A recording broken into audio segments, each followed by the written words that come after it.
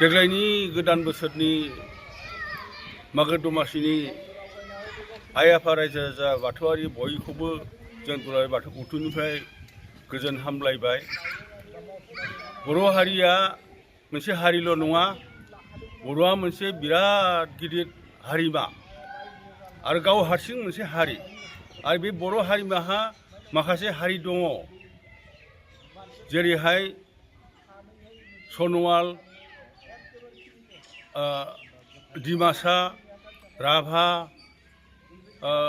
गार', बेबायदिनो मानदाय कसारि, बेफोर गासिबो बर'नि मोनफा मोनफा हारि। बे हारि माखासेहा आरो माखासे माहारि दंबावो। बे माहारिफ्रा जेरैहाय बर'ना माहारिया नार्जारि, मुसाहारि, गयारि, बसुमतारि, बेफोर माहारि। बे गासै माहारि आरो हारि लोगो नांनानै जि बर' हारिया जोनोम जादों, बे बर' हारि जोनोम जानायनि गुदियावनो दङ बाथौ धोरोम। बे बाथौ धोरोमासो बर' हारिनि सोदोमस्रिनि गुदि बिथा। दा बे बाथौ धोरोमा गोबां बायदिसिना अलखदाव गोग्लैनानै थेर बेथेर गेब्लेनानै दंमोन, जामब्रिबायमोन।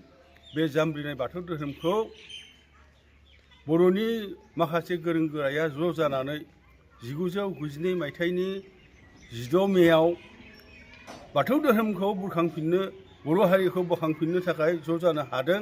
आरो बे ज' जानो हानाय बाथौ गौथुमानो, दुलाराय बाथौ गौथुमानो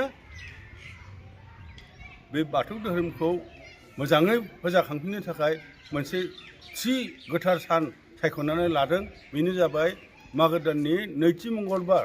बे मागो दाननि नैथि मंगलबारा बर'नि सिरिजाहार मोननाय सान। बर'आ सिरिजाहार मोनजेनदोंमोन बाथौ धोरोमनिफ्राय। आरो बे सिरिजाहार मोननाय बाथौ धोरोमखौ, बाथौ धोरोमारिखौ बे साननिफ्राय जों सिरिबाङै, रोबां सिरिबाङै मोजाङै आलो गोजोनै खुंनो थाखाय दुलाराय बाथौ गौथुमनिफ्राय आइ आफा रायजो राजा बाथौआरिखौ बयखौबो जोङो गोसो गोरबोजों खावलायबाय, जाहाथे देग्लायनि बे बाथौ फोरबोखौ बयबो रोबाङै सिरिबाङै जाहाथे खुंनो हायो। बिनि थाखाय आइ आफा रायजो राजाखौ खावलायनाय जाबाय दुलाराय बाथौ गौथुमनिफ्राय। जों दुलाराय बाथौ गौथुमा जिल्ला आफाद, आनसलिक आफाद बेफोरखौ बुङो। मोनफ्रोमबो जिल्ला, मोनफ्रोमबो बियाब बयखौबो जों खावलायबाय आरो दरफ्रोमबो गामिखौबो जों खावलायबाय, जाहाथे जोंनि बे गोथार बाथौ सानखौ बयबो गावबागाव न'खराव थालिर बिफां गायनानै, आलारि बाथि लगायनानै, गावबागाव न'खरनि बाथौसालियाव आलारि बाथि लगायनानै, बायदिसिना मोदोमफ्रु बेसाद सावनानै, फिथाइ सामथाइ आफा इसोर बोराइ बाथौनो बावनानै जाहाथे मोजाङै सिरिबाङै जाहाथे खुङो, बेखौ गोसो गोरबोजों दुलाराय बाथौ गौथुमनिफ्राय खावलायहरनाय जाबाय।